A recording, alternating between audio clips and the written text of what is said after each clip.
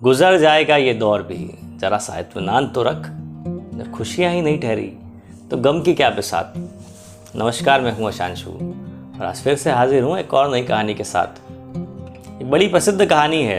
एक सम्राट ने अपने सारे बुद्धिमानों को बुलाया और उनसे कहा कि मैं कुछ ऐसा सूत्र सुनना चाहता हूँ जो छोटा हो।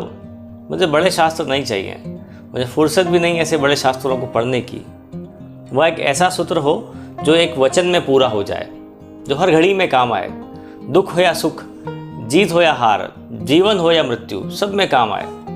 तो तुम लोग जाओ और ऐसा कोई सूत्र खोज कर लाओ। उन बुद्धिमानों ने बड़ी मेहनत की, बड़ा सारा संघर्ष किया, लेकिन कोई निष्कर्ष नहीं हो सका।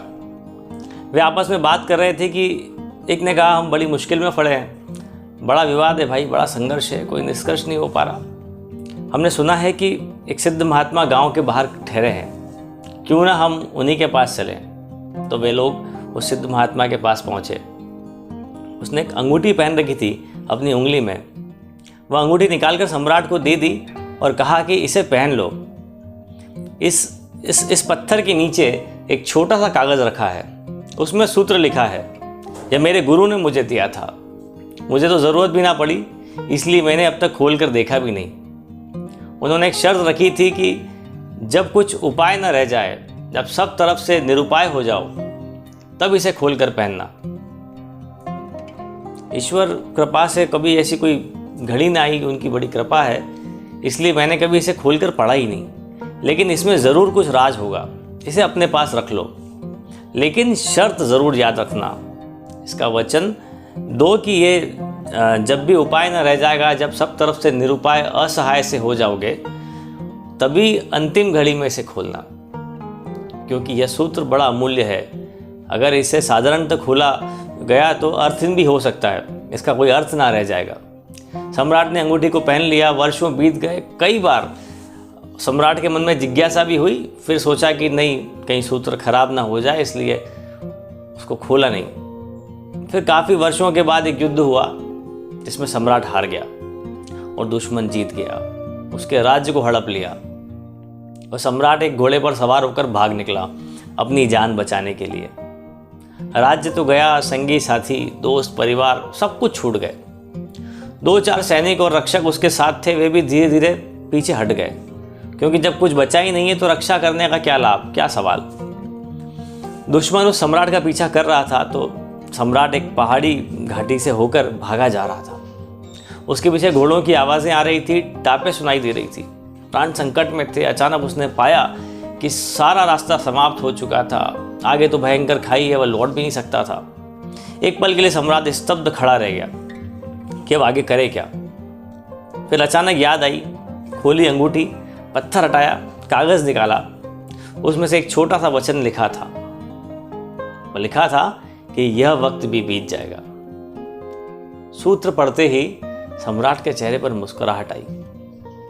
उसके चेहरे पर एक बात का ख्याल आया कि सब तो बीत गया, मैं सम्राट न रहा, मेरा साम्राज्य चला गया, सुख बीत गया। जब सुख बीत जाता है तो दुख भी स्थिर नहीं हो सकता। शायद सूत्र ठीक ही कहता है।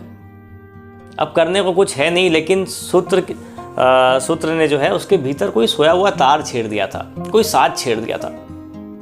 यह भी बीत जाएगा, ऐसा बोध होते ही जैसे सम्राट का सपना टूट गया। अब वो व्यग्र नहीं था, बेचैन नहीं था, घबराया हुआ नहीं था। वो बैठ गया शांति से।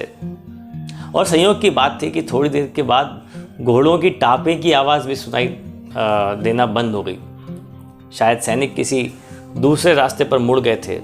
घना जंगल, बीहड़, पहाड़, उन्हें पता नहीं चला कि सम्राट कहाँ छुपा है।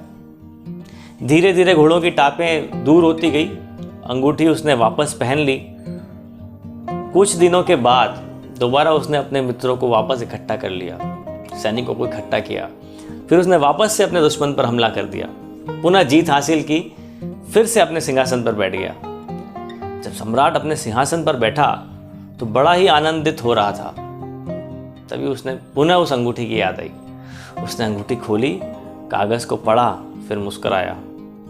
उसका दोबारा से सारा आनंद, विजय का उल्लास, विजय का दम्भ, सब विदा हो गया। उसके वजीरों ने पूछा कि आप तो बड़े प्रसन्न थे, एकदम से शांत कैसे हो गए, क्या हुआ? सम्राट ने कहा कि जब सब कुछ बीत जाएगा तो इस संसार में न तो दुखी होने को कुछ है और ना ही सुखी होने को कुछ है। तो जो चीज़ें तुम्हें लगती हैं कि बीत जाएंगी, उसे याद रखना। अगर यह सूत्र पकड़ में आ जाए तो और क्या चाहिए। तुम्हारी पकड़ ढीली होने लगेगी, तुम धीरे धीरे अपने को इन सब चीज़ों से दूर पाने लगोगे। जो चीज़ें बीत जाएगी उन पर क्या करना, कैसा गर्व, किस बात के लिए इठलाना। दोस्तों, यह कोरोना महामारी का भी समय है। हम लोगों के लिए कठिन समय ज़रूर है, लेकिन यकीन मानिएगा यह भी बीत जाएगा। जब अच्छा समय आए तो हमें इतराना नहीं है। कोरोना कहीं गया भी नहीं था, हमारे बीच ही था और हम कोविड के नियमों को मानना बंद कर दिया था। कोविड फिर से लौट आया।